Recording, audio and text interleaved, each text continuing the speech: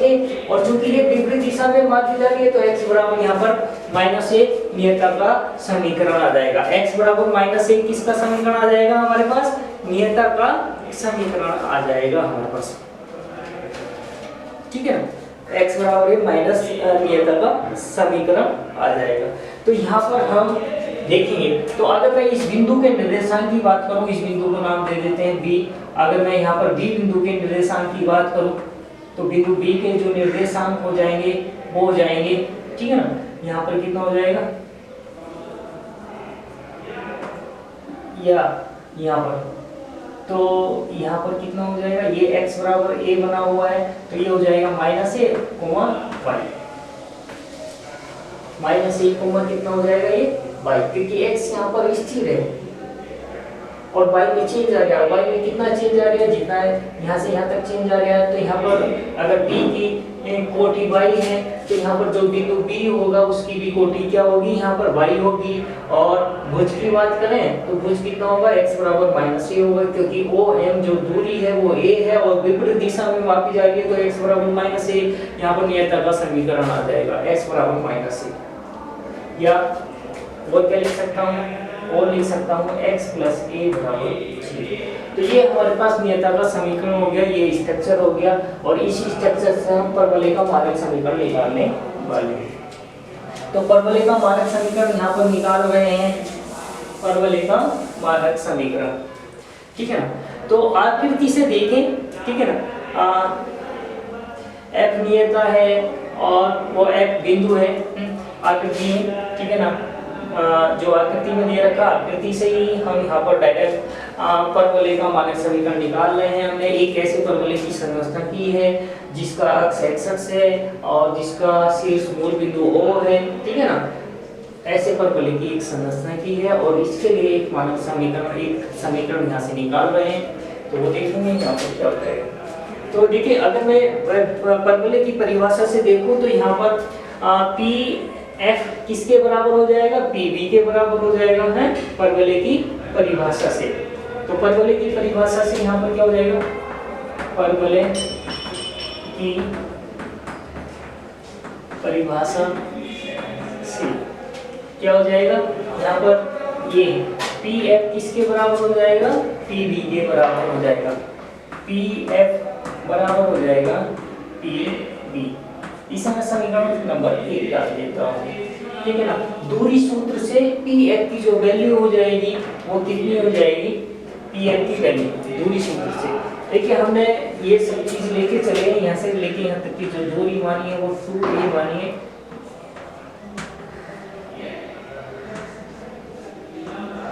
ठीक है। तो ये हाफ हो गया, तो यहाँ से लेके यहाँ तक की दूरी a और यहाँ से लेके यहाँ तक की दूरी भी a हो गई, बराबर। तो यहाँ पर परवलय की परिभाषा से देखें तो परवलय पर स्थित हो, परवलय की बिंदु का समुच्चय होता है जो स्थिर बिंदु और एक सरल रेखा, नियत सरल रेखा से कैसे हो, समान दूरी पर हो। तो समान दूरी पर हो तो इसका मतलब अगर बिंदु P कोई आर्बिट्री पॉइंट अगर हमने P परवलय पर लिया है तो P वह बिंदु, उस बिंदु की दूरी नाभि से और उस बिंदु की दूरी सरल रेखा से कैसी होंगी, बराबर होंगी। तो उसी से हमने यहाँ पर लिखा परवलय की परिभाषा से pf बराबर pb हो जाएगा, ठीक है ना। दूरी सूत्र का प्रयोग करते हुए, दूरी सूत्र से, ठीक है ना, अगर मैं pf की बात करूं तो pf कितना हो जाएगा, वो हो जाएगा √x - a का स्क्वायर प्लस y - 0 का स्क्वायर।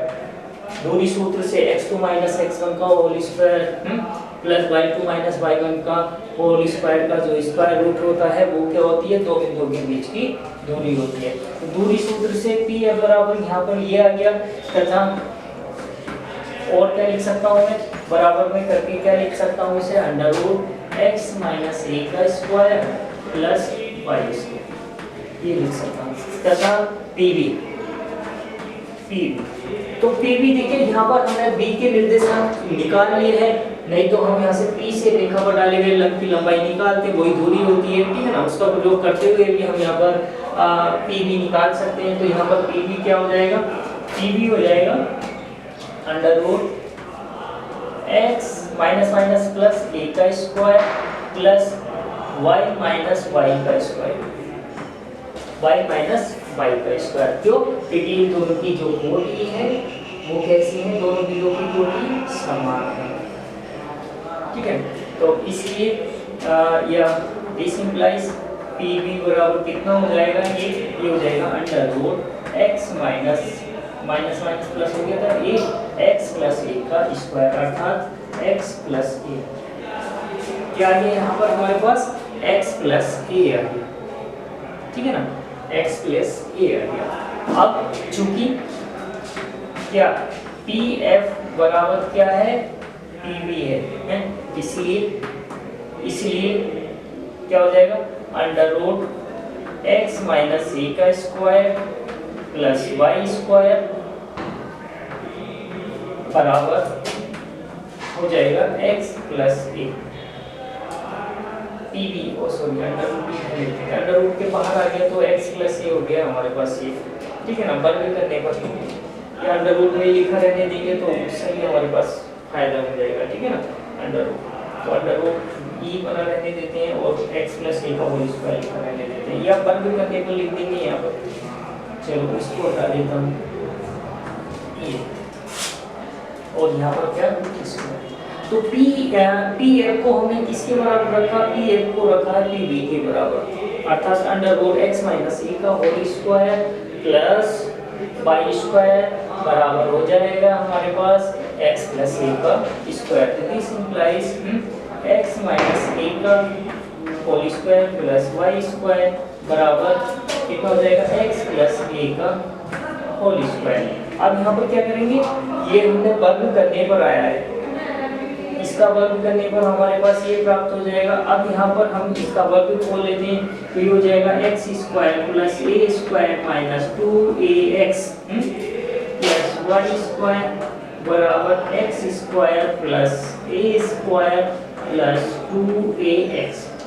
तो यहाँ पर एक्स स्क्वायर से एक्स स्क्वायर यहाँ पर कैंसिल हो गया, ए स्क्वायर से ए स्क्वायर कैंसिल हो गया, 2ax को इधर ले आते हैं तो जैसे 2ax को इधर लेके आएंगे तो हमारे पास हो जाएगा y स्क्वायर बराबर 4ax, y स्क्वायर बराबर 4ax, 2ax इधर जाकर 2ax हो जाएगा और 2x मिलकर 4ax हो जाएगा।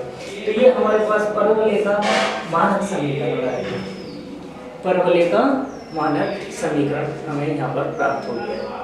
ठीक है, परवलय का मानक समीकरण y स्क्वायर बराबर 4ax, जिसकी नियता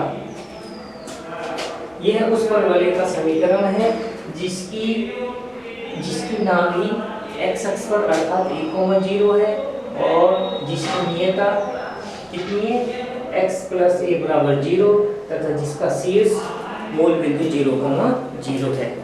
तो यह है उस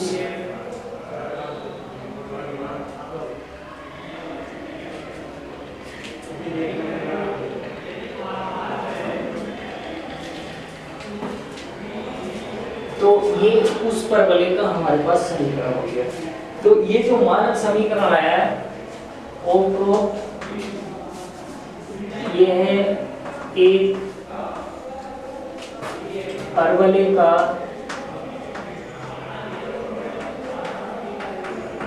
मानक समीकरण है। यह समीकरण दो पर प्राप्त हुआ है।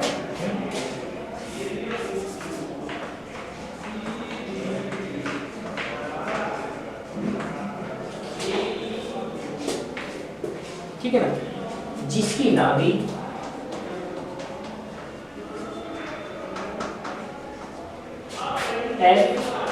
f(a,0) नियता x प्लस a बराबर 0 और शीर्ष O 0,0। तो ये हमारे पास परवलय का समीकरण आ गया है।